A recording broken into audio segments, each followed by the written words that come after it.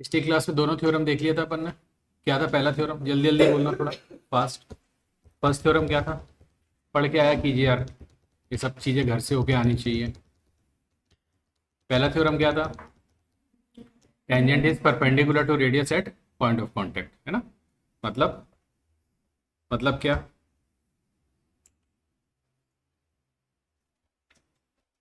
भाई ये point of contact है ना, मान लो बाहर से ऐसा टेंजेंट आ रहा है, तो ये रेडियस हमेशा क्या होगा? परपेंडिकुलर होगा। इसका बहुत ज़्यादा यूज होता है, दिमाग में रखना उसको। सेकंड, एक्सटर्नल पॉइंट से अपन ने देखा था कि दो टेंजेंट ड्रॉ की जा सकती है, ठीक है?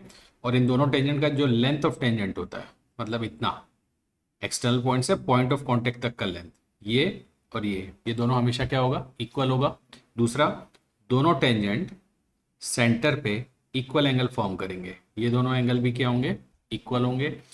तीसरा, दोनों टेंजेंट इस लाइन सेगमेंट के साथ, कौन सा लाइन सेगमेंट? एक्सटर्नल पॉइंट और सेंटर को ज्वाइन करने वाला, ये एक्सटर्नल पॉइंट और ये सेंटर है, इसको ज्वाइन करने वाले लाइन सेगमेंट के साथ both will be equally inclined, मतलब ये एंगल भी क्या होंगे? हमेशा इक्वल होंगे। अब इस प्रॉपर्टी को अपन आगे यूज करेंगे। अभी तक अपन ने क्या किया था? इनको प्रूव किया था पिछले केस में। अब इसको क्या करेंगे? अपन यूज करेंगे, ठीक है? प्रॉब्लम सॉल्विंग में आप क्वेश्चन सॉल्व करेंगे, जहां पे बस इतने, यही दो छोटे से थ्योरम है जिन्हें अपने को यूज करना है। चलिए, अब जैसे एनसीईआरटी का ना एग्जाम्पल 1 है।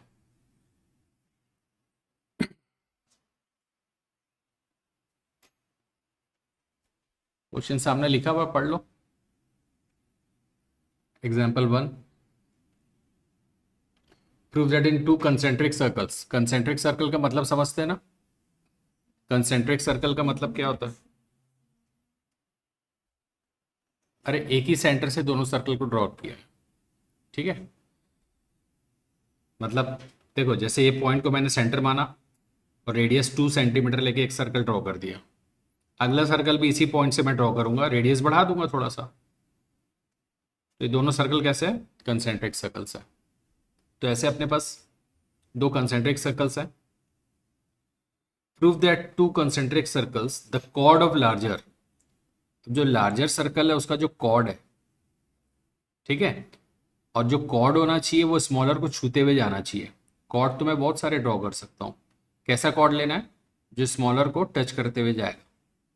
अरे कॉर्ड किसका रहेगा? लार्जर सर्कल का, आउटर का। ये जो आउटर सर्कल है, इसका कॉर्ड ड्रॉ करना है, और ऐसा ड्रॉ करो कि ये छोटे वाले सर्कल को छूता हुआ जाए, ऐसा क्वेश्चन में बोल रहा है। The chord of larger circle which touches the smaller circle is bisected at point of contact. ये ए बी क्या है जरा बताएं?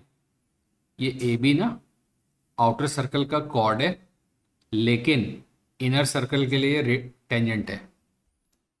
इनर सर्कल के लिए क्या है वो? टेंजेंट।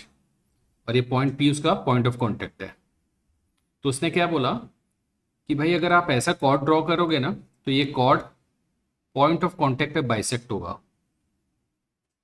एपी और बीपी दोनों बराबर होंगे, ये प्रूव करो।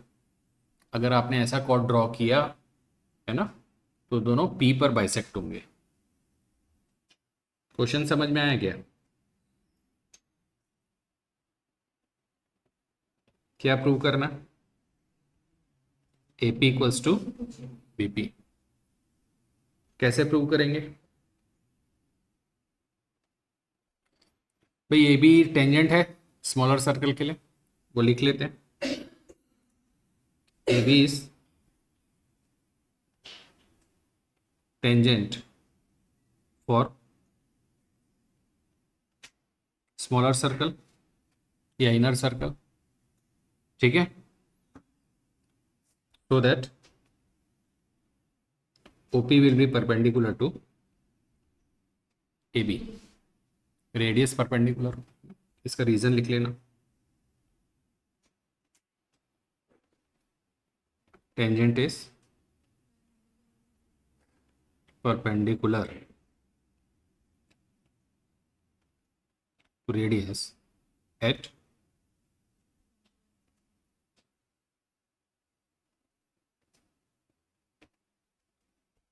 अरे बोलो, ठीक है? तो OP is perpendicular to AB।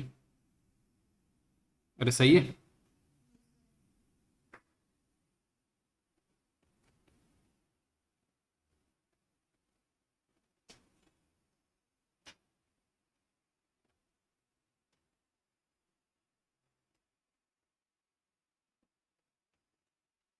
बड़े वाले सर्कल के लिए ए भी क्या है, और ना नाइन्थ में आप लोगों ने पढ़ा है, जैसे सर्कल है, ये कॉर्ड है, सेंटर से अगर इस पे परपेंडिकुलर ड्रॉ करेंगे ना तो ये क्या करता है, इसको बाइसेक्ट करता है, पता है, याद है? Perpendicular from centre to chord bisects the chord. ठीक है।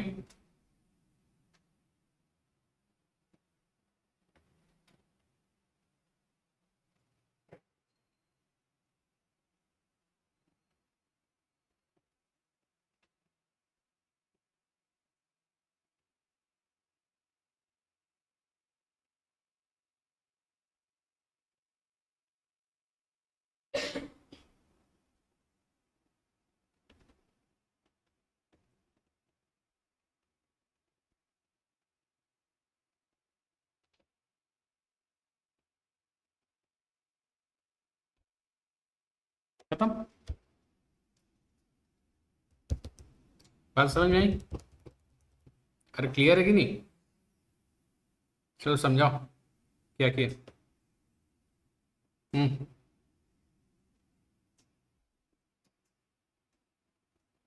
तो जो ए बी कॉर्ड बनाया था बड़े सर्कल में, वो छोटे सर्कल के लिए टेंजेंट थी।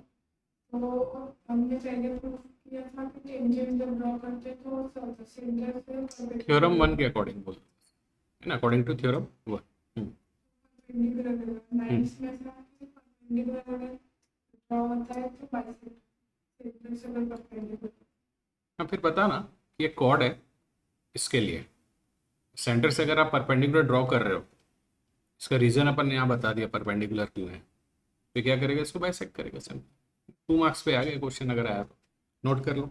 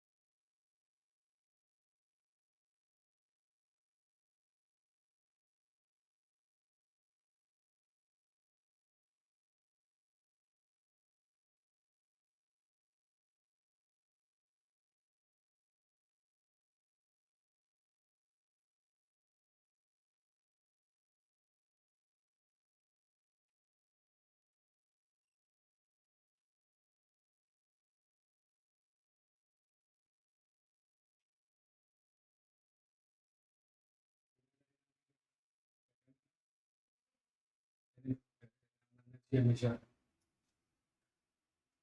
डायग्राम बनाओगे तो लोगों को समझ में नहीं आएगा ना क्या लिखा तुमने।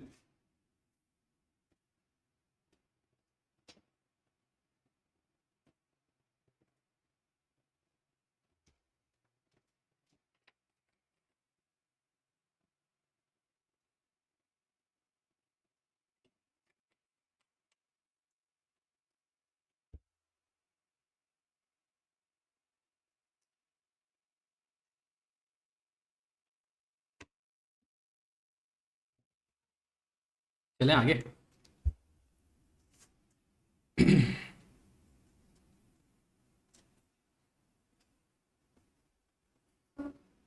तो सुपर वाले क्वेश्चन और डायग्राम हम कंस्ट्रक्शन करके और फिर जो है उसको प्रूव करके हाँ, लेकिन बिकॉज ये थ्योरम अपन 9th में पढ़ चुके हैं, नहीं पढ़े रहते ना तो उसको प्रूव करते पहले अपन, वो अपने सिलेबस में था और उसको अपन ने प्रूव किया 9th में।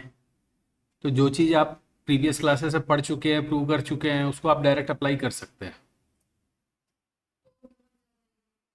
हाँ, इसीलिए मैंने प्रूव नहीं किया, अदरवाइज मैं कॉन्ग्रुएंसी से जा सकता था।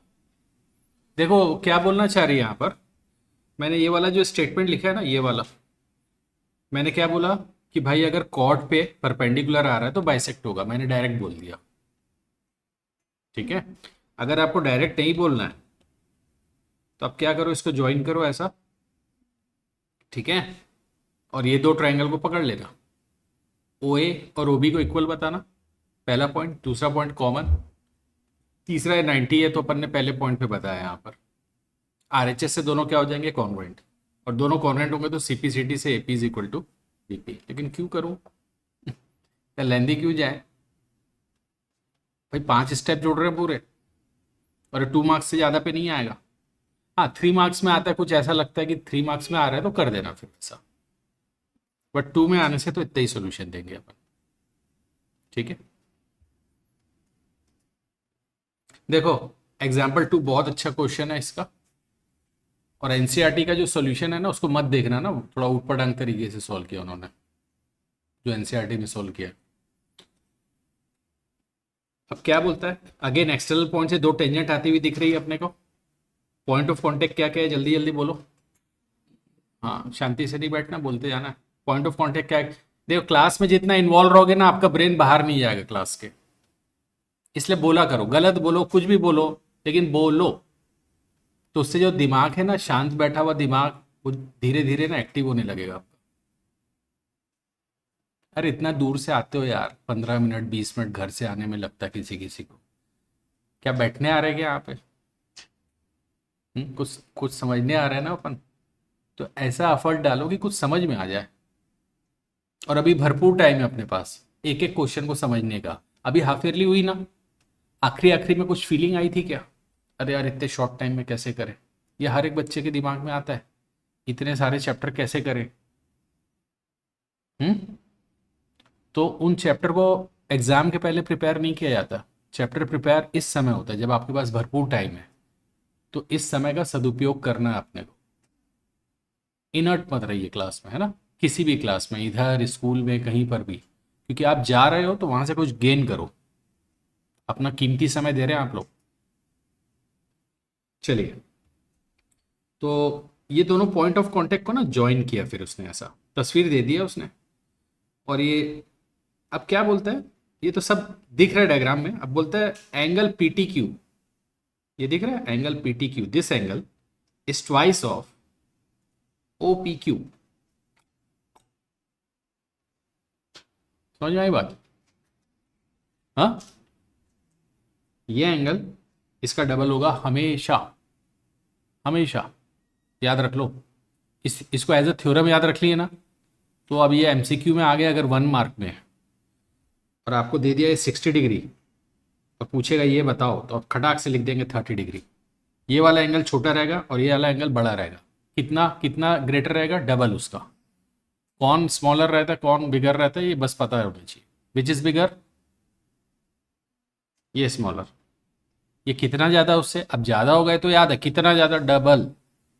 इधर x दिया है तो इसको खटाक से लिख देना 2x, है ना, इधर 10 दिया तो इसको लिख देना 20। ऐसा होता है, तो ऐसा होता है तो उसको प्रूव कर रहे हैं अभी अपन।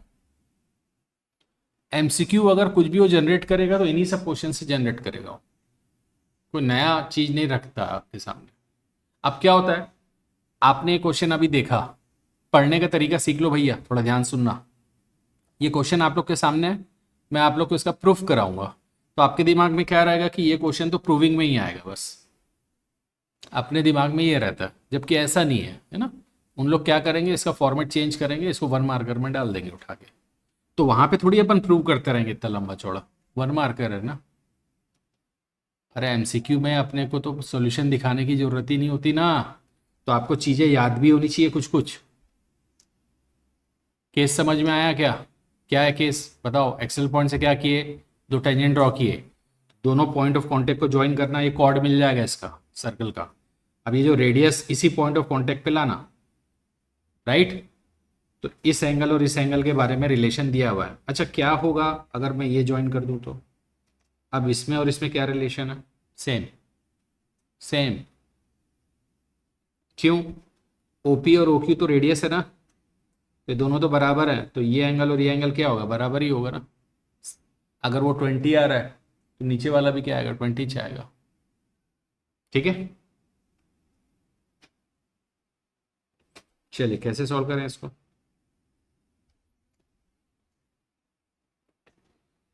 प्रूव करना भाई।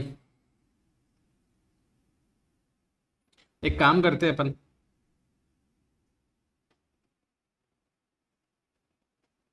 इस एंगल को मैं थीटा मान लेता हूं। क्या मान लेता हूं? थीटा।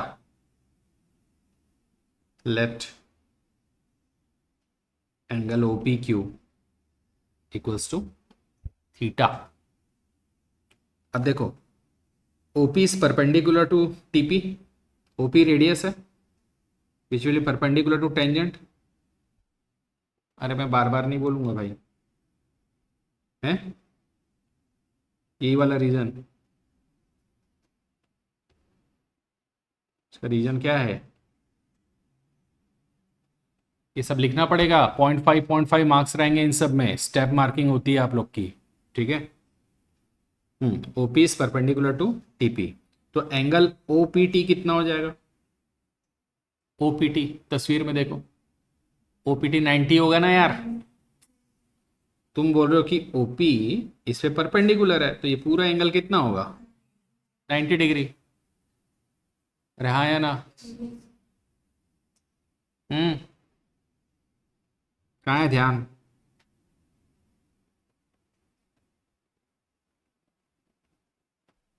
ओपीटी 90।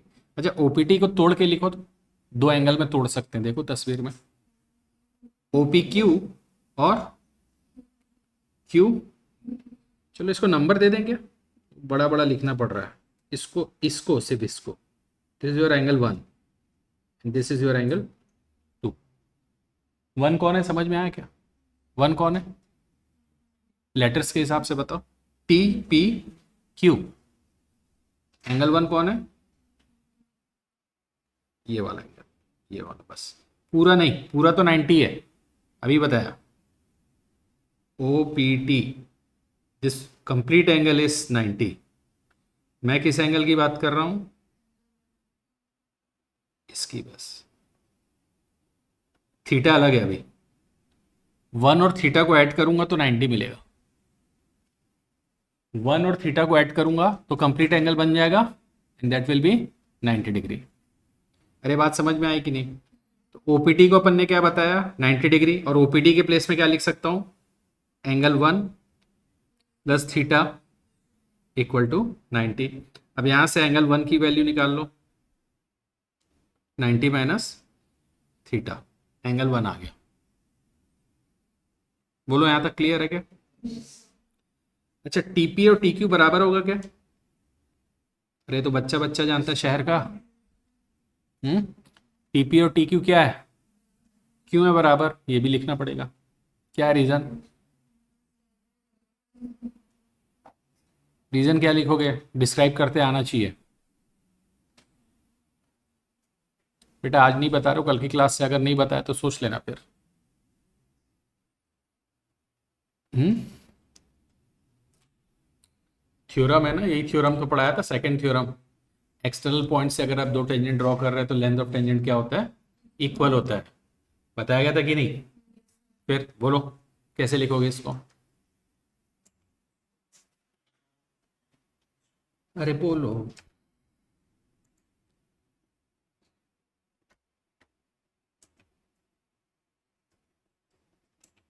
अरे बोलो ना भाई लोग।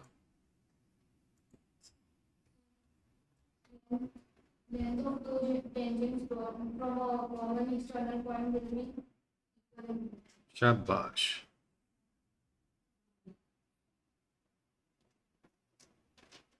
पूरी शक्तियां अभी तुम में। नवरात्रि थी ना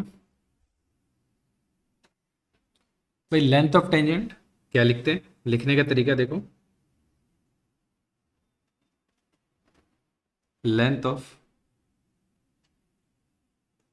tangents drawn from external point to a circle are equal। External point से, एक्सटर्नल पॉइंट से इंपॉर्टेंट है, दोनों टेंजेंट कहाँ से ड्रॉ कर रहे हैं अपन? एक्सटर्नल पॉइंट से। ठीक है, ये हर बार लिखना पड़ेगा आपको। अच्छा, यही पॉइंट बार बार अगर किसी सॉल्यूशन में आगे अपन जब करेंगे ना तो वहां पे बार बार आएगा, तो आपने को एक ही बार शुरू में बता देना, हर बार नहीं बताएंगे। और अंडरस्टूड है, बार बार एक ही कहानी थोड़ी बोलेंगे जी, है ना। तो ये था इसका रीजन। अच्छा, टीपी और टी क्यू पे इक्वल होने से क्या हो जाएगा? Angle one will be equal to angle two. मतलब कि वन और टू दोनों की वैल्यू क्या हो जाएगी? 90 माइनस थीटा। अपने को निकालना, देखो ये वाला एंगल है, देखो ना, पी टी क्यू। इस एंगल की वैल्यू इसकी डबल है, ये प्रूव करना है। तो मैंने इस एंगल को निकालने के पहले ना वन और टू को निकाल लिया। अब ट्राइंगल पी टी क्यू देखो, in triangle P T Q, angle sum property, angle P T Q plus one plus two equal to 180 degree. तीनों एंगल का सम कितना कर दिया अपन ने? एंगल पी टी क्यू तो निकालना है, ये कितना है? 90 माइनस थीटा। ये भी कितना छे? 90 माइनस थीटा इक्वल टू 180। अरे 90 प्लस 90 180 हो गया, 180 180 साफ हो गया। तो लेफ्ट साइड में क्या बचा? माइनस थीटा कितना हो गया? -2 थीटा। उसको आरएचएस में शिफ्ट कर लो, कितना हो जाएगा? ये आया कि नहीं आया समझ में? अरे यार, इस 90 और 90 को अगले स्टेप में ऐड करके क्या लिखोगे? 180। इस माइनस थीटा और माइनस थीटा को अगले स्टेप में क्या लिखोगे? -2 थीटा यहीं पर। तो 180 180 तो कैंसिल हो जाएगा, और -2 थीटा को राइट साइड में शिफ्ट कर देना, तो ये आ जाएगा। अपन एक एक स्टेप थोड़ी बताएंगे, आप लोग भी ऐसे ही लिखेंगे। ठीक है, पीटी क्यू कितना आ गया? 2 थीटा। और थीटा कौन था? थीटा कौन था? O P Q. तो angle P T Q is twice of angle O P. इस तरीके से हमने इस थ्योरम को प्रूव किया। कितना आसान है बताओ।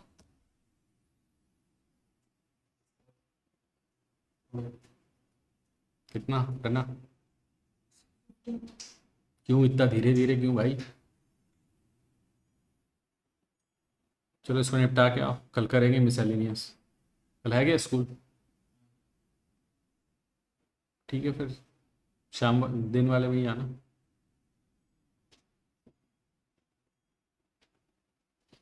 उसको भेज भी दिया मैंने फाइल को, अभी दिक्कत जाएगा तो हेल्प ले लेना उससे। अरे समझ में आई क्या बात? मैं एक बार रिपीट कर रहा हूँ, देखो जरा कितना आसान है। लिखते समय इतना डिस्क्रिप्टिव लग रहा है बहुत इजी। इधर समझो, क्या प्रूव करना तो सबको पता है, बार बार नहीं बोलूंगा।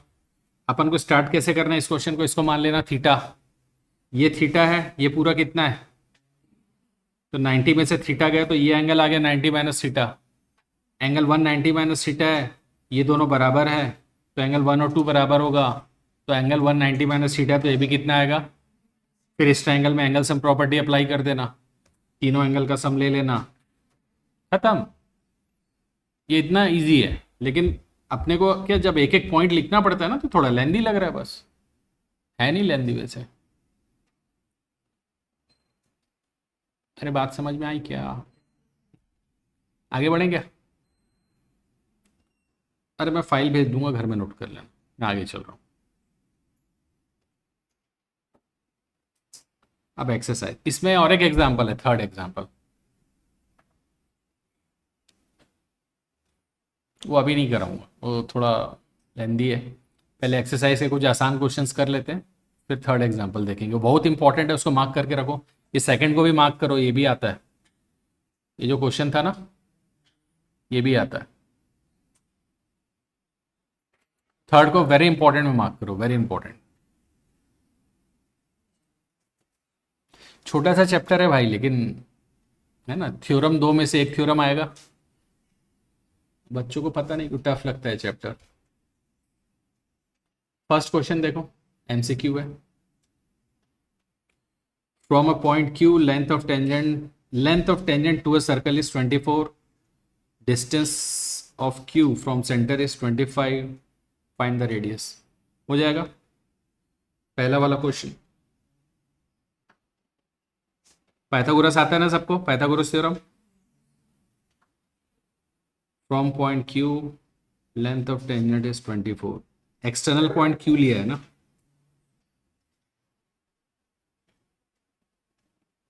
ये आ गया आपका पॉइंट ऑफ कांटेक्ट। इसको पी ले लेते हैं, सेंटर इसको ओ ले लेते हैं,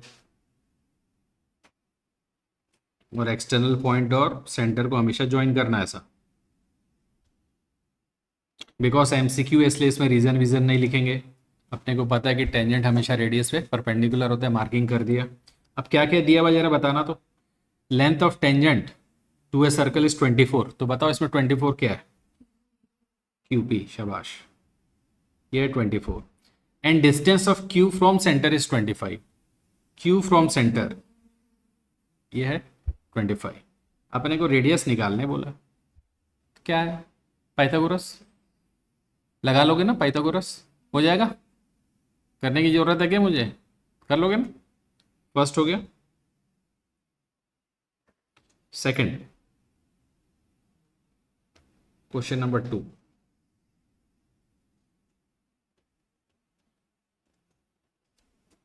ये था अपना question number 1।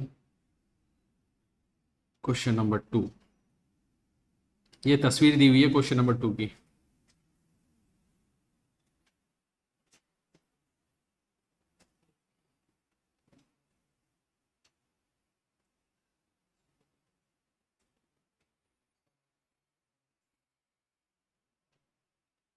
PT Q find करना है, पीटी क्यू।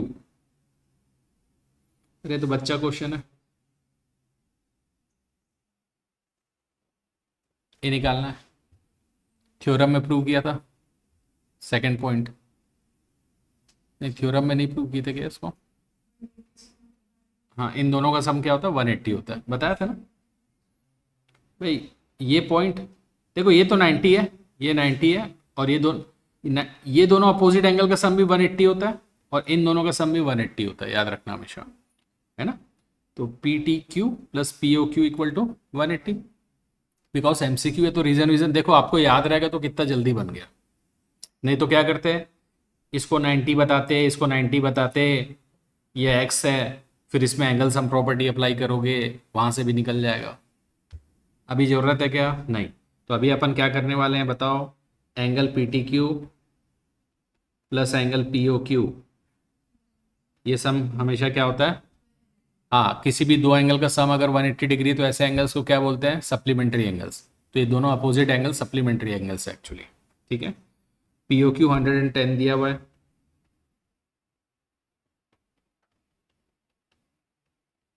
तो पी टी क्यू कितना होगा, 70। खत्म। कितना आसान बताओ। तीसरा,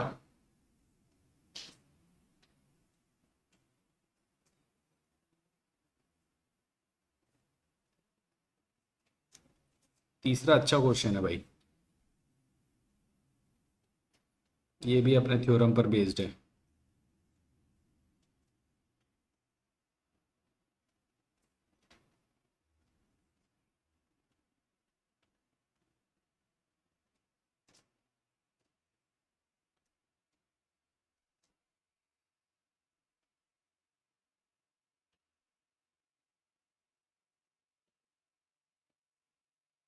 एक्सटर्नल पॉइंट से दो tangent P A and P B,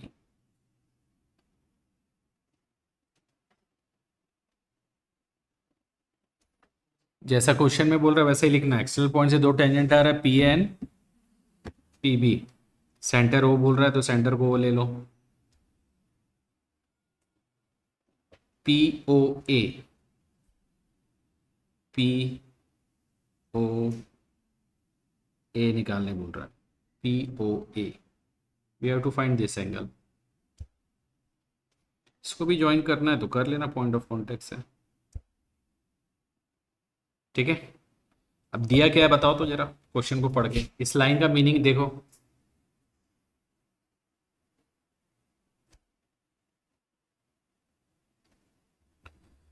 P and P B are inclined to each other। हम्म, जोर से बोलो। एपी और बीपी का लेंथ 80 है, एंगल दिया है जी वो एपीओ। Okay, APO.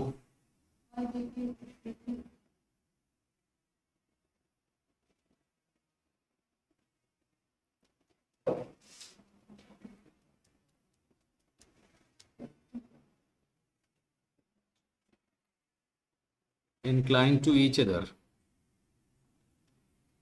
कि एपी भी 80 है।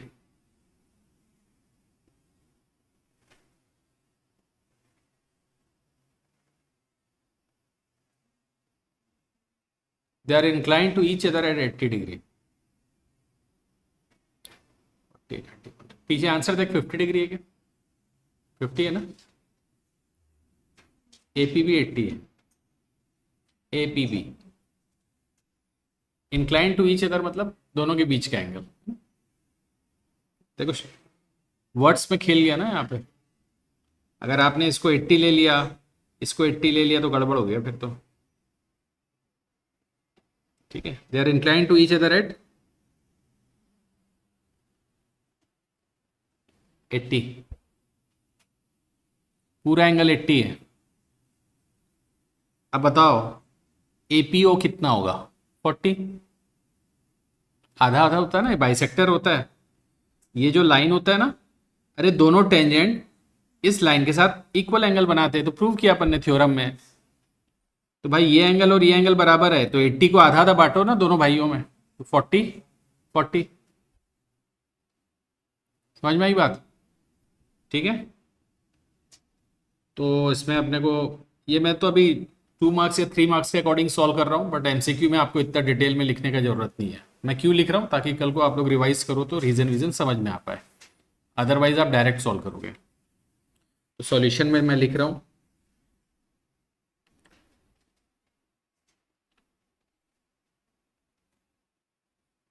we know that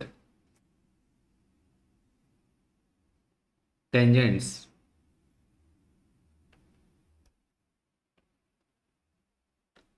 drawn from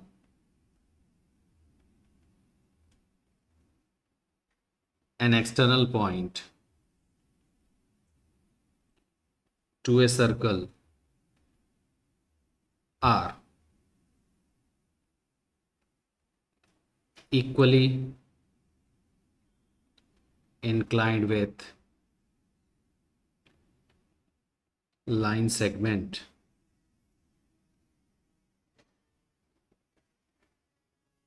joining external point and center of the circle. क्या बोलना चाह रहा है भाई? एक्सटर्नल पॉइंट से अगर आपने दो टेंजेंट ड्रॉ की तो ये दोनों टेंजेंट इस लाइन सेगमेंट के साथ इक्वली इंक्लाइंड होती है, मतलब ये एंगल और ये एंगल बराबर होगा। अरे बोलो, तो let this angle be 1 and this angle be 2। तो इसके अकॉर्डिंग मैं क्या बोल सकता हूँ? एंगल 1 और 2 क्या होंगे? बराबर होंगे, और दोनों की वैल्यू कितनी होगी? 40 डिग्री। 80 को इक्वली डिवाइड करोगे तो 40 40 में तो डिवाइड होगा। अब 1 निकाल लिया अपन ने, ये कितना होता है? 90।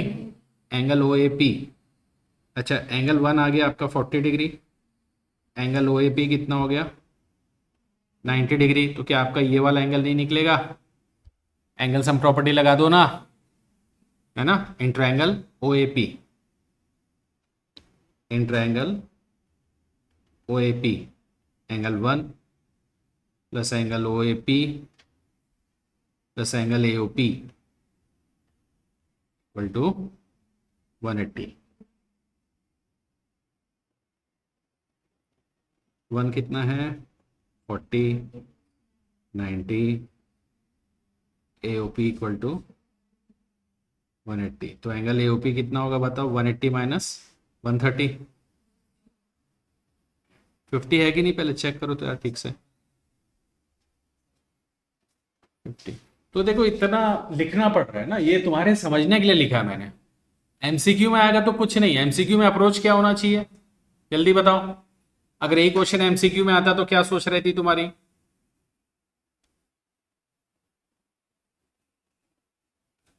कुछ नहीं है, ये तस्वीर है। मैं कैसा सोचता बता रहा हूँ।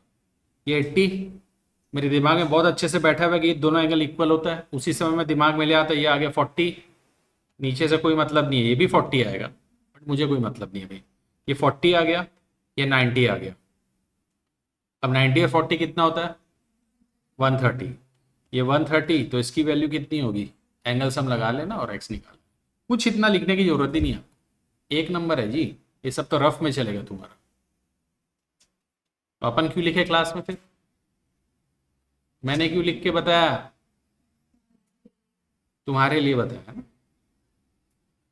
तुम लोग कल को इसको फिर से पूरा पढ़ के अच्छे से चीज़ों को समझ लो। चलिए घर में नोट कर लेना, मैं आगे चल रहा हूँ अभी। तीसरा हो गया। अब अपने को जाना है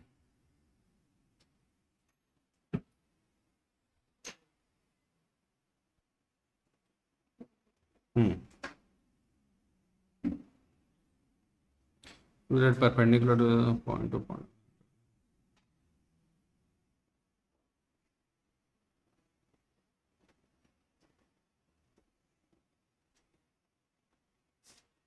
ये तो इजी क्वेश्चन है बहुत, तुम ही लोग कर लोगे।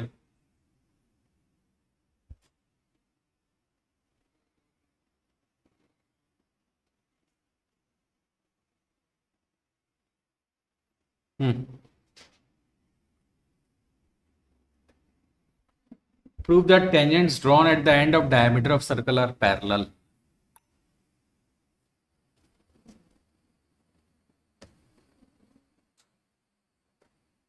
क्या बोल रहे हैं भैया?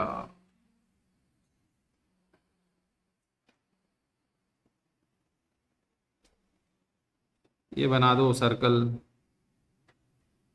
ये बना दो डायमीटर।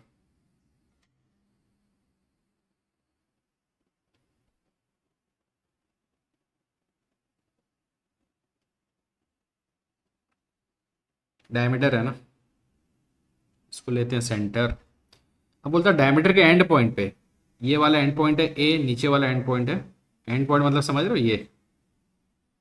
अगर यहाँ पर अगर आप टेंजेंट ड्रॉ करोगे ना, तो दोनों पैरेलल होंगी।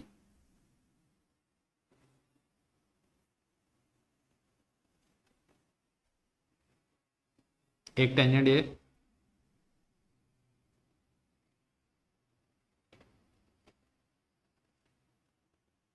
दूसरी टेंजेंट ये। एंड पॉइंट पे जब टेंजेंट ड्रॉ करेंगे तो पैरेलल होंगी, ये हमेशा होगा ऐसा। लेकिन इस पॉइंट को अभी अपने को क्या करना, प्रूव करना। गिवन है ए बी इज डायमीटर, ए और बी पॉइंट ऑफ कांटेक्ट है, ठीक है। अब देखो भाई,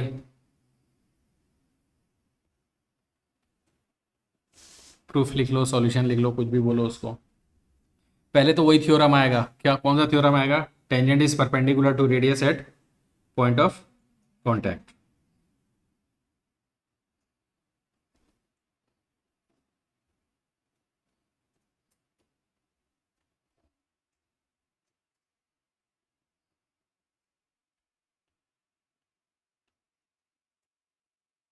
tangent is perpendicular to radius at point of contact, ठीक है। तो ओ ए और ओ बी तो रेडियस होगा ना यहाँ पे, क्योंकि ए बी डायमीटर है। अरे डायमीटर ए बी है तो ओ ए क्या है, रेडियस है, ओ बी क्या है, रेडियस है। ठीक है, तो यहां से अपन क्या बोल सकते हैं, ओ ए, इधर एक पॉइंट लेना पड़ेगा अपने को पी, और इधर एक पॉइंट ले लो आप क्यू। तो बिकॉज अभी अभी अपन ने जो थ्योरम लिखा, ये रेडियस और ये टेंजेंट क्या परपेंडिकुलर है, तो ये एंगल क्या हो जाएगा 90, O A P, angle O A P कितना होगा, एंड ऐसे ही ओ बी क्यू भी क्या बोल सकता हूँ मैं 90। अब एंगल ओ ए पी को बराबर बोल सकते हो ओ बी क्यू के, दोनों की वैल्यू 90 है तो दोनों को इक्वल प्रूव नहीं कर, इक्वल नहीं लिख सकते क्या अपन, लिख सकते हैं। तो O A P is equal to O B Q, and this two angle are alternate interior angles. अच्छे से देख लो, दोनों ट्रांसवर्सल के अपोजिट साइड में है, अरे हाँ या ना, and these two angles are alternate interior angles, और दो alternate interior angles को अपन ने क्या बोल दिया, इक्वल, है ना, and they are equal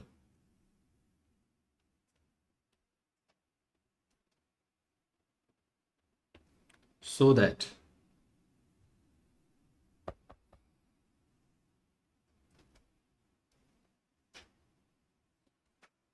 PM will be parallel to QN।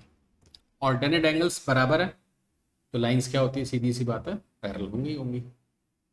Parallel hand का कंसेप्ट है, कुछ भी नहीं है, छोटे छोटे बच्चे करते हैं इसको। इतना सा सॉल्यूशन है, ये सब वेरी शॉर्ट क्वेश्चंस हैं, 2 मार्क्स के लायक।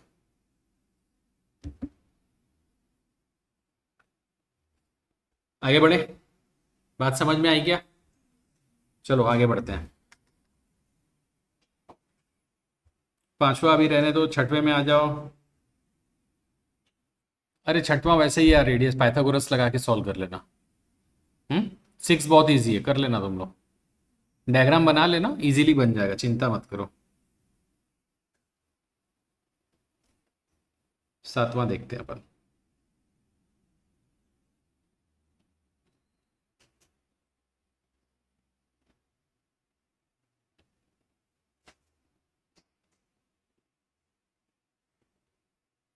टू कंसेंट्रिक सर्कल्स है, find the length of chord of larger circle which touches the smaller circle. वैसे ही है, एग्जाम्पल टाइप का ही, एक सर्कल ये, दूसरा सर्कल ये,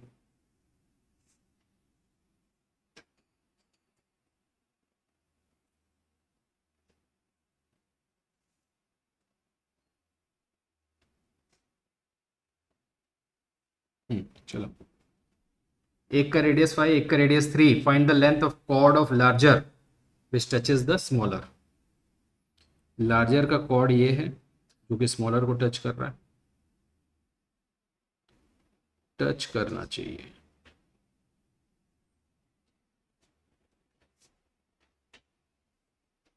इसको भी कुछ नाम वाम दे दो बेचारे को। A B is chord for larger circle which touches the smaller circle. इसका लेंथ निकालना है भाई, क्या करना है अपने को,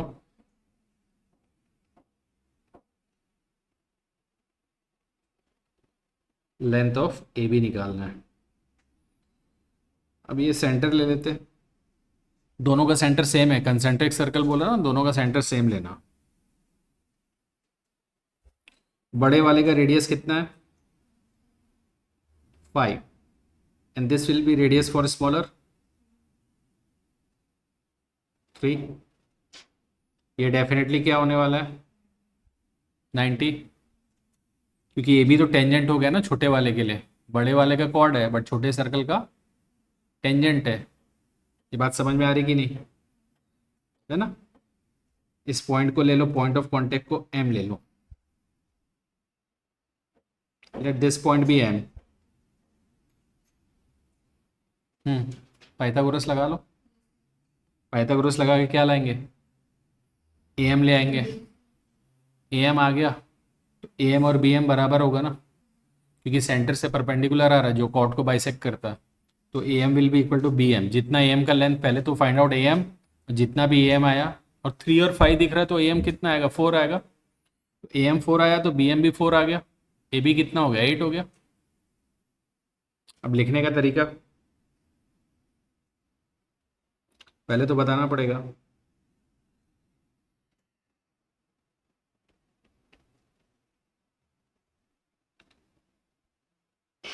पहले तो बताएंगे अपन O M is perpendicular to A B.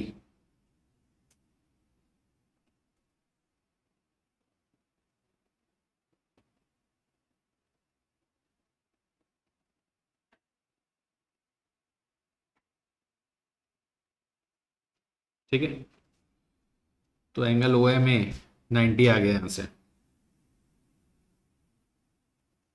आप पाइथागोरस तो तब तक प्रूव नहीं कर पाओगे जब तक वो एंगल को 90 दिखाओगे नहीं आप। क्वेश्चन में कहीं पर भी नहीं बोला 90 है वो। बात समझ में आई? इस एंगल को कहीं पर भी 90 नहीं बोला उसने, ये हमने बोला है। तो लिखना पड़ेगा क्यों 90 है। ठीक है, नहीं तो ये चीज प्रूव, कई बच्चे इसको लिखते ही नहीं है, सीधा पाइथागोरस लगा देते हैं पहला स्टेप में पाइथागोरस। अरे भाई 90 कहाँ से आया? राइट एंगल कहाँ से बना? पाइथागोरस तो राइट एंगल में ही लगा सकते हो आप। पहले उसको राइट एंगल ट्रायंगल प्रूव करना पड़ेगा आपको। बात समझ में आ रही कि नहीं आ रही? हम्म। डायरेक्ट पाइथागोरस नहीं लगाना। क्यों नहीं लगा सकते पाइथागोरस? पाइथागोरस तब अप्लाई होगा जब ट्रायंगल राइट एंगल ट्रायंगल हो, मतलब कि एक एंगल 90 दिखे आपको। तो हमने तो ये 90 लिखा और उसका कारण बताया भैया क्यों 90 है वो। Now we can apply Pythagoras theorem. Now in right triangle O A M, in right triangle O A M,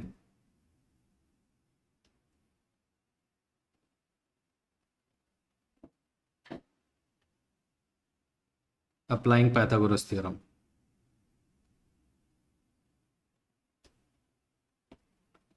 कैसे लिखेंगे पाइथागोरस को? O A square equal to A M square plus M square, Y square equal to A M square plus 3 square. 25 हो गया left side में, 3 square -9 को shift कर लो, कितना आएगा? 16। अगले स्टेप में क्या करें? स्क्वायर रूट ले लेंगे। 4 इक्वल टू ए एम, तो अपन ने ए एम की वैल्यू निकाल ली 4। ठीक है, now for bigger circle A B squared, और ध्यान से देखें, for bigger circle A B squared, और स्क्वाड पे क्या परपेंडिकुलर आ रहा है? क्या? हाँ आ रहा है। तो ये परपेंडिकुलर क्या करेगा? कॉर्ड को दो इक्वल हाफ में तोड़ेगा, बाइसेक्ट करेगा। तो A M equal to B M. अब आगे मैं लिख रहा हूँ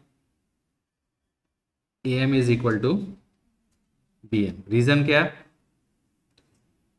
perpendicular, perpendicular from centre to a chord bisects the chord। तो दोनों की वैल्यू कितनी आ जाएगी? अरे भाई ए एम 4 है तो बी एम भी कितना होगा? 4। क्या ए एम और बी एम निकाल के छोड़ दें? उसने तो ए बी निकालने बोला है। ए बी क्या है? A M plus B M, 4 plus 4, 8 centimetre.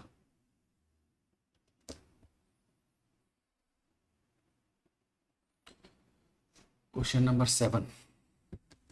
Total कितना क्वेश्चन है यार इसमें? 13।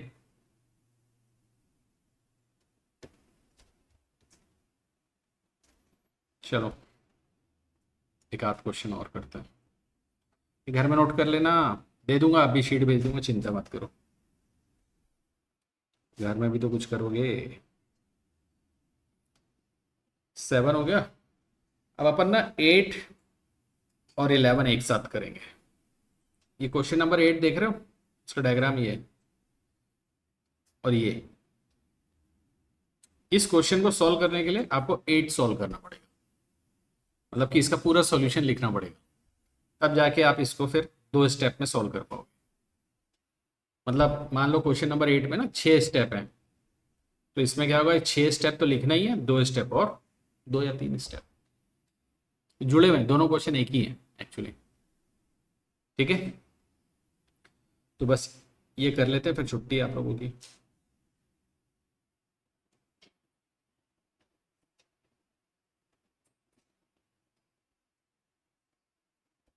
Question number 8।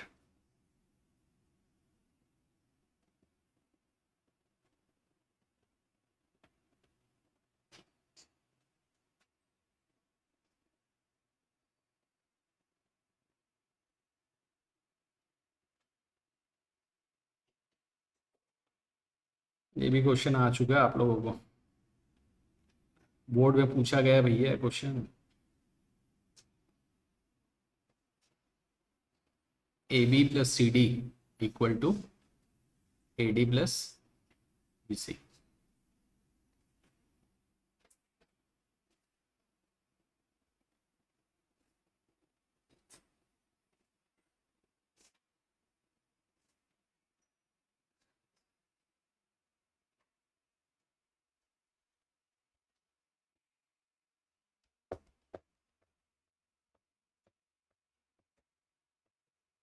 सुनिए, इस क्वेश्चन को अच्छे से समझना पड़ेगा, क्योंकि आगे आने वाले सारे क्वेश्चन इसी फंडे से सॉल्व होंगे। अब अपन जो तरीका यहाँ अपनाएंगे उसी तरीके से सॉल्व होगा, इसलिए ध्यान से देखना। पहले क्वेश्चन को पढ़ लो, कभी भी सॉल्यूशन में जाने के पहले क्वेश्चन को अच्छे से दिमाग में उतार लिया करो, क्वेश्चन को अपनी आत्मा में उतार लो। एक सर्कल दिया है, एक क्वाड्रिलेटरल है एबीसीडी। क्वाड्रिलेटरल क्या कर रहा है, उसको सर्कमस्क्राइब कर रहा है, मतलब कि बाहर से टच कर रहा है। इनस्क्राइब मतलब क्वाड्रिलेटरल उसके अंदर होता, सर्कल के अंदर। सर्कमस्क्राइब मतलब सर्कल अंदर है और क्वाड्रिलेटरल बाहर है। तो क्वाड्रिलेटरल एबीसीडी सर्कमस्क्राइब है सर्कल। सर्कमस्क्राइब है सर्कल मतलब सर्कल को बाहर से छू रहा है, टच कर रहा है। देख लो हर साइड टच कर रही है उसकी। यह केस हो सकता है आपको बोर्ड में डायग्राम ना दे तो बनाते आना चाहिए। सर्कल बना लेना, बाहर एक क्वाड्रिलेटरल बना लेना, लेकिन हर एक साइड क्या करेंगे, सर्कल से टच कराएंगे अपन, इस बात का ध्यान रहे। अगर ऐसा होता है, क्वेश्चन क्या बोल रहा है कि अगर किसी सर्कल को कोई क्वाड्रिलेटरल ऐसा टच करेगा ना, तो क्या होगा मालूम है, ये अपोजिट साइड का सम इन दोनों का सम इन दोनों के सम के बराबर होगा हमेशा। समझ में आई बात? ये बोल रहा है क्वेश्चन।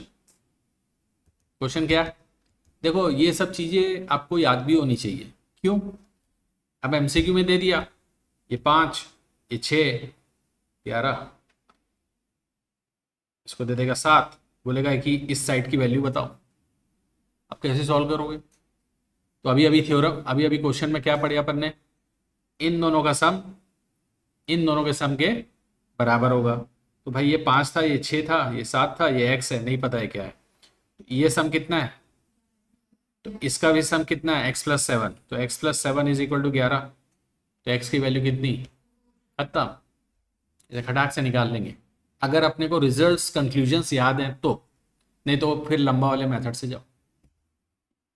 समझ में आ रही के बाद इसके हर एक क्वेश्चन को दिमाग में रखना, जो प्रूव करने बोलता है ना उसको एज अ थ्योरम याद रख लो।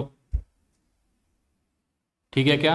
1 मार्क में अगर क्वेश्चन आया ना जल्दी से बना लोगे फिर। अब देखो इसको प्रूव कैसे करेंगे भाई। ए को मैं एक्सटर्नल पॉइंट मान सकता हूँ क्या, सर्कल के बाहर है ना। अब यहां से ये 2 टेंजेंट मान सकता हूं मैं, एक टेंजेंट ये आया और एक टेंजेंट ये, पॉइंट ऑफ कांटेक्ट पी और एस। तो ये दोनों का लेंथ क्या होगा, बराबर होगा। अरे एक्सटर्नल पॉइंट से जो टेंजेंट ड्रॉ करते हैं उनका लेंथ क्या होता है, बराबर होता है। ऐसे ही बी भी क्या एक्सटर्नल पॉइंट है, तो बीपी और बी क्यू भी क्या होगा, इक्वल होगा। ऐसे ही सी, तो C R equal to C Q. ऐसे D is also external point, so D R is equal to D S. ऐसे 4 इक्वेशन लिखेंगे, हर एक पॉइंट का लिखना पड़ेगा, है ना। तो हर पॉइंट पे अपन थ्योरम नहीं लिखेंगे, इसलिए अपन थ्योरम पहले से ही लिख लेते हैं। कैसा लिखते हैं,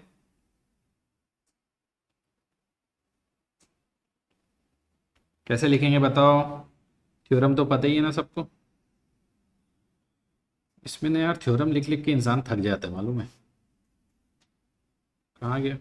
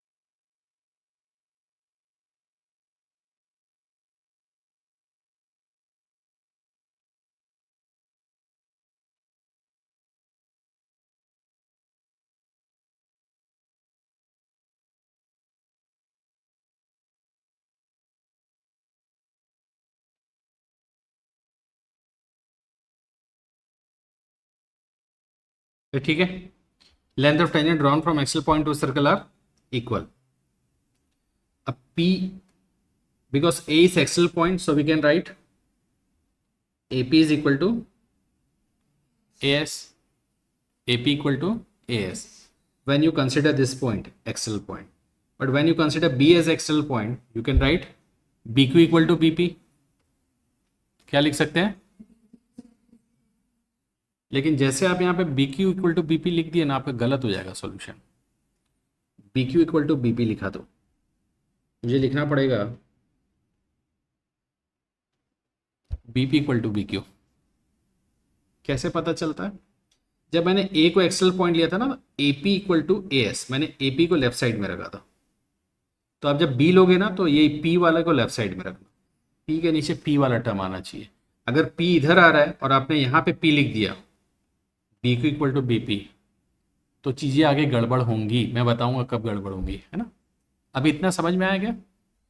A के लिए क्या लिखा मैंने, AP इक्वल टू, ये वाला लाइन सेगमेंट लेफ्ट में है ना, तो जब यहां से जाएंगे ना, तो इसी को लेफ्ट में रखना। BP इक्वल टू BP पहले आएगा और BQ इधर आएगा राइट साइड में। ये 2 हो गया। तीसरा, when C is external point, C external है, अब किसको लिखें, CQ इक्वल टू CR लिखूं कि CR इक्वल टू CQ लिखूं। CR इक्वल टू CQ, क्यों, ये P को अपन ने लेफ्ट में रखा ना, तो R वाले को भी लेफ्ट में ही रखना। CR इक्वल टू CQ, ठीक है। When D is external point, DR equal to DS। तो नाउ वी हैव 4 इक्वेशंस, 1 2। इन सब का कारण मैंने ऊपर लिख दिया एक ही बार में, दिस इज द रीजन। एक बार में शुरू में ही लिख देना, और इस बेसिस पे अपन ये 4 पॉइंट बोल सकते हैं।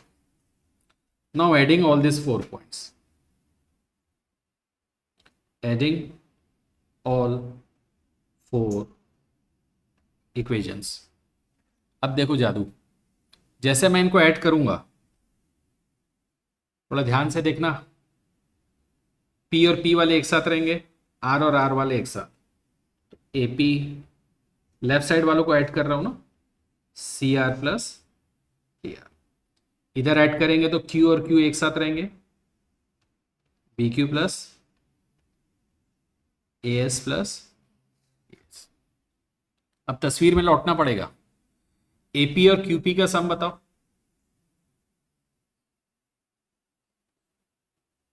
AP और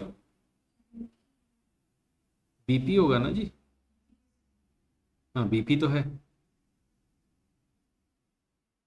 कितना घटिया बी लिखता हूँ, बी तो था वो। एपी और बीपी का सम कितना होता है बताओ। अरे तस्वीर बताएगा, अपन क्या बताएंगे। एपी और बीपी का सम कितना होगा, एबी। इसके प्लेस में आपने क्या लिखा, एबी। सी आर और डी आर देखो बेटा, ऊपर तस्वीर में देखो, सी आर और डी आर का sum C D. B Q और C Q, B Q C Q. A S और डी एस खत्म। प्रूफ। अपोजिट साइड का जो सम है बराबर आ गया ना। अरे आ तो गया जी। तुम लोग को तो लगता है कोई भी एक सॉल्यूशन 2 घंटा चलना चाहिए।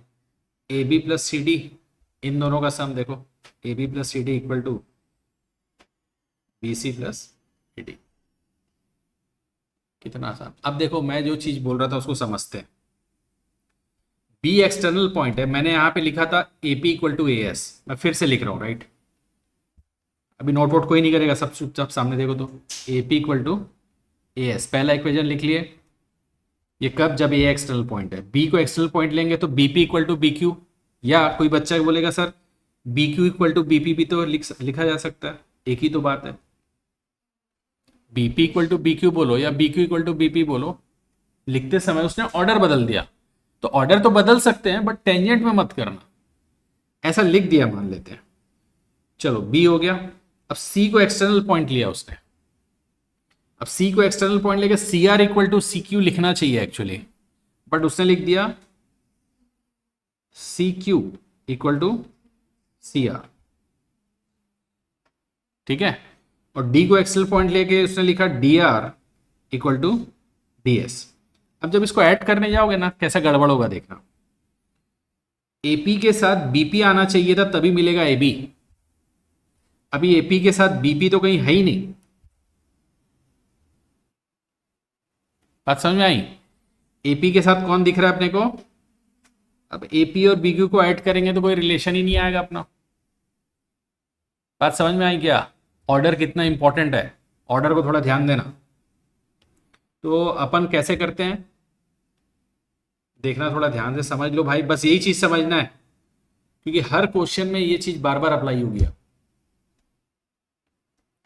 मैंने A P equal to A S लिया, बी जब लूंगा, इधर पी देखा ना, B P equal to B Q. चलो यहां तक तो हो गया।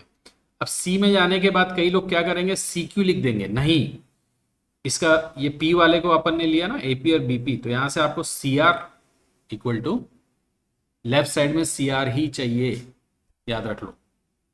इधर लेफ्ट में पी रखे ना, पी को लेफ्ट में रखें, तो आर को भी क्या करेंगे, लेफ्ट में ही रखना। C R equal to C Q लिखना पड़ेगा।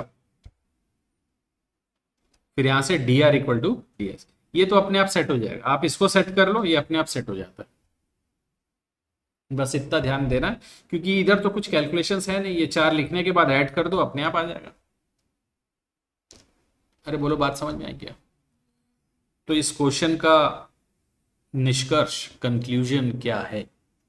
किसी सर्कल को अगर एक क्वाड्रिलेटरल सर्कमस्क्राइब करे तो क्या होता है, क्वाड्रिलेटरल की जो अपोजिट साइड्स है उनका सम बराबर होता है। ये प्लस ये इक्वल टू ये प्लस ये। अब तीन साइड एमसीक्यू में अगर आए, अगर अगर देखो प्रूविंग में आएगा तो 3 नंबर में आएगा, एमसीक्यू में आएगा तो 1 नंबर में। तो 1 नंबर में तो अपन खटाक से कंक्लूजन अप्लाई करके आंसर निकाल सकते हैं। अब 11th क्वेश्चन मैंने बोला था ना, सेम मिलता जुलता है। तो 11th क्वेश्चन में भी ना अपने को ये पूरा सॉल्यूशन लिखना पड़ेगा।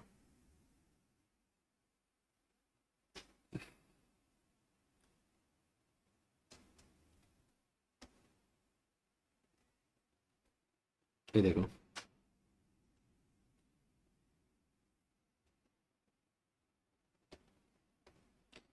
Parallelogram circumscribing a circle.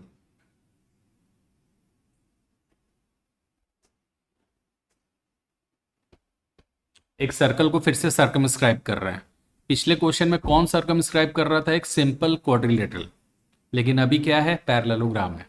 बस फर्क इतना है। समझ में आई बात।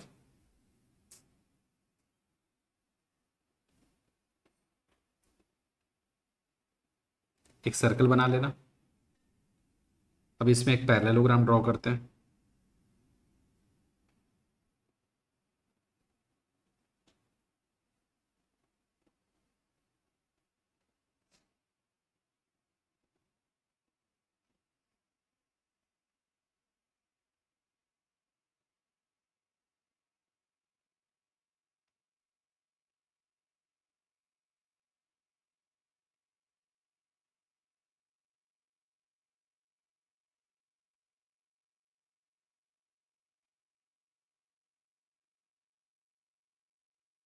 ये बन गया आपका पैरेललोग्राम।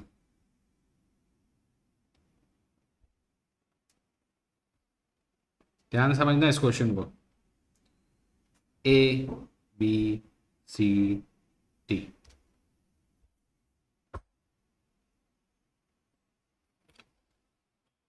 सॉल्व कर रहा हूँ, थोड़ा ध्यान से समझना इसको। क्या गिवन कंडीशन है? Quadrilateral A B C D is a parallelogram which implies A B is equal to C D. Opposite sides equal होती है ना पैरेललोग्राम में? अरे होती है कि नहीं? और ए डी और बी सी भी क्या होंगे? बराबर होंगे। तो बोलता है कि अगर ये क्वाड्रिलेटरल पैरेललोग्राम है, कोई पैरेललोग्राम अगर किसी सर्कल को सर्कमस्क्राइब कर रहा है, तो एक्चुअली वो पैरेललोग्राम रोम्बस है। उस पैरेललोग्राम को आप क्या बोल सकते हो? रोम्बस। अगर ये सिचुएशन है तो आप parallelogram A B C D को रोम्बस बोल सकते हो। और रोम्बस की मीनिंग क्या होती है? चारों साइड्स इक्वल होते हैं उसमें। चारों साइड्स इक्वल तो 90 डिग्री नहीं होता स्क्वायर जैसा, बट चारों साइड्स इक्वल होते हैं। तो मुझे इसको रोम्बस प्रूव करना। हम्म देखो, जो पैरेललोग्राम होता है ना, थोड़ा ध्यान से सुनना। पैरेललोग्राम में अपोजिट साइड्स इक्वल होती हैं, बट एडजेसेंट साइड्स भी अनइक्वल होती हैं। ये और ये अनइक्वल होंगी। ये और ये इक्वल होगी, लिखा है मैंने। ये और ये इक्वल है, सही बात है। बट मैं अगर इन दोनों की बात करूं पैरेललोग्राम में, ये दोनों क्या होती हैं? अनइक्वल। बस अगर आप कुछ भी करके इन दोनों को इक्वल ले आओ, तो जैसे ये दोनों इक्वल होगा ना पैरेललोग्राम में, तो चारों साइड इक्वल हो जाएगा। क्यों? अरे भाई, ये तो इसके बराबर था ही, अब ये इसके भी बराबर हो गया और ये इसके बराबर, तो चारों इक्वल। बात समझ में आ रही कि नहीं आ रही? तो पहला काम क्या करना पड़ेगा अपने को सॉल्यूशन में? इस क्वेश्चन को सॉल्व करने के पहले क्या करना पड़ेगा अपने को? जो ऊपर सॉल्व किए ना, बिल्कुल कॉपी,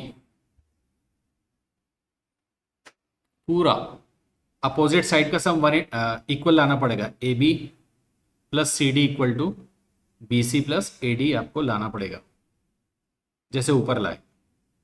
क्यों नहीं ला सकते अभी? पूरा फंडा ये यूज होगा।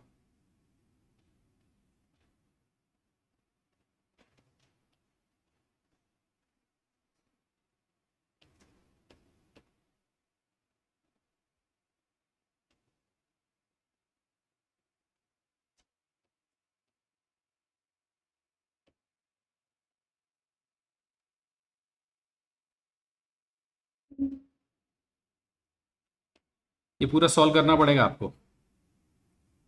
ए एक्सटर्नल पॉइंट है, तो पी क्यू आर एस, बिल्कुल वैसे ही डायग्राम बना है।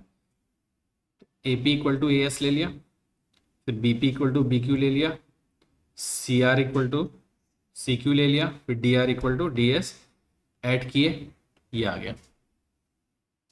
समझ में आई बात? अरे सेम है, क्वेश्चन नंबर 8 रिपीट कर रहा। मतलब अपने को यहाँ पे क्या प्रूव करना है? अपोजिट साइड का सम। तो यहाँ पर भी कोई भी क्वाड्रिलेटरल हो, पैरेललोग्राम हो, चाहे कुछ भी हो, एक सर्कल को अगर कोई क्वाड्रिलेटरल सर्कमस्क्राइब करेगा, then sum of opposite sides will be equal. Sum of opposite sides will be equal. तो ये अपन ने इक्वल प्रूव कर दिया, राइट? अरे बोलो। अच्छा, यहाँ पे एबीसीडी क्या है? पैरेललोग्राम है। तो ए बी किसके बराबर है? सी डी के बराबर है। तो यहाँ पर सी डी की जगह क्या लिखा जा सकता है? A B. अरे हाँ या ना? सी डी की जगह क्या लिख सकता हूँ मैं? ए बी। और बी सी किसके बराबर है? ए डी के। अरे बी सी का अपोजिट देखो ना, ए डी है ना। बी सी का अपोजिट क्या है? तो यहाँ पर ए डी की जगह मैंने लिख दिया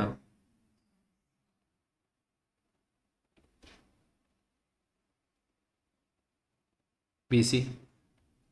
तो twice of A B is equal to 2 2 cancel, A B is equal to, मतलब मैंने एडजेसेंट साइड इक्वल लिया है,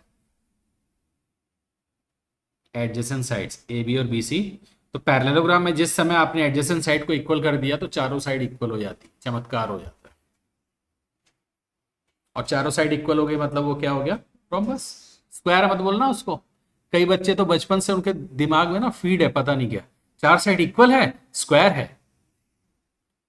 अरे चार साइड इक्वल है तो सिर्फ रोम्बस है, स्क्वायर नहीं बोलना उसको। स्क्वायर कब बोलेंगे, स्क्वायर की, हाँ चारों साइड इक्वल होना चाहिए और डायगोनल्स भी इक्वल होना चाहिए या फिर एंगल 90 होना चाहिए। अगर डायगोनल के टर्म में नहीं बोलना तो आप बता दो one of the angle should be 90 degree. अच्छा एक 90 होगा तो ऑटोमेटिक चारों 90 हो जाते वहां पर। समझ में आई के बात। अब मैंने क्या किया, एडजेसेंट साइड्स को इक्वल प्रूव कर दिया। अब आगे बता रहे अपन सामने वाले टीचर को, इन parallelogram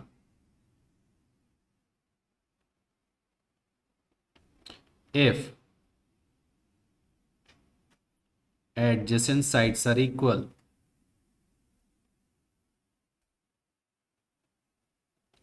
then it is a rhombus। Parallelogram का रोम्बस में कन्वर्ट होने का कंडीशन है, क्या कंडीशन है, एडजेसेंट साइड इक्वल कर दो अगर पैरेललोग्राम में तो रोम्बस में बदल जाता है। ये बात समझ में आई, आखिरी लाइन समझ में आई है ना। चारों साइड इक्वल हो जाएगा ना, क्यों होगा इक्वल, चारों साइड क्यों इक्वल होगा, कई लोग को तो ये बात समझ पल्ले ही नहीं पड़ती है, घर जाते खाना पीना छोड़ देते हैं, सर ने वो कैसे बोल दिया था। अरे भाई मैंने इसको और इसको क्या बोला, इक्वल क्यों बोला, प्रूव किया अभी। मान लो ये 5 है तो ये भी कितना आ गया है ना, 5 5। आप बोल रहे हो सर रोम्बस क्यों बोल रहे हो इसको पैरेललोग्राम को, भाई मान लो ये पैरेललोग्राम ही है बस, 5 5। अब पैरेललोग्राम में अपोजिट अपोजिट साइड्स तो इक्वल होती है ना, ये 5 तो ये 5, ये 5 तो ये 5। अब बताओ चारों साइड हो गई इक्वल तो इसको मैं क्या बोलूं, इस स्पेशल केस को ही तो रोम्बस बोला जाता है। अब इसको क्या मैं इसको पैरेललोग्राम बोल सकता था क्या, चारों साइड इक्वल दिख रहा है, क्या उसको पैरेललोग्राम बोल सकता हूँ क्या, हाँ बोल सकता हूँ, हाँ पैरेललोग्राम बोल सकते हैं। Rhombus is a parallelogram, rectangle rhombus square all are parallelogram. Parallelogram में चेंजेस करके अपन नया फिगर ऑब्टेन करते हैं। पैरेललोग्राम में अगर मैं एंगल को 90 कर दूं तो रेक्टेंगल बन जाता है, तो रेक्टेंगल इज ए पैरेललोग्राम। तो क्या रेक्टेंगल को पैरेललोग्राम बोला जा सकता है, हाँ बोला जा सकता है, rectangle is a parallelogram, rhombus is a parallelogram, square is a parallelogram.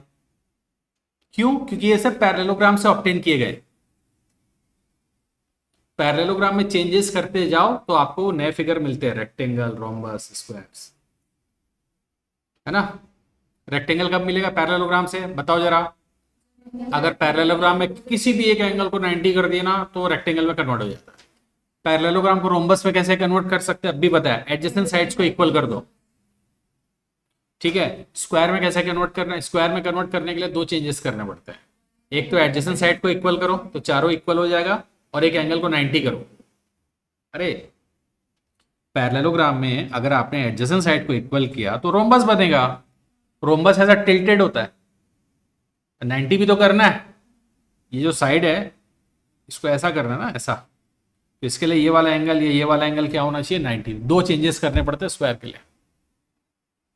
तो सबको कहां से ऑब्टेन किया, तो ये सब कौन है, तो रोम्बस पैरेललोग्राम है क्या, किसी ने पूछा अगर आपसे तो बोलना हाँ बिल्कुल है, रोम्बस क्या है, एक पैरेललोग्राम है। क्यों है, उसी से तो बनाए हैं कुछ चेंजेस करके। तो आज के लिए इतना काफ़ी है, शीट भेज रहा हूँ सुन लो, कल पूरा लिख के आना कॉपी में, खाली मत आना, मैं सबका कॉपी चेक करूँगा पहले, ठीक है।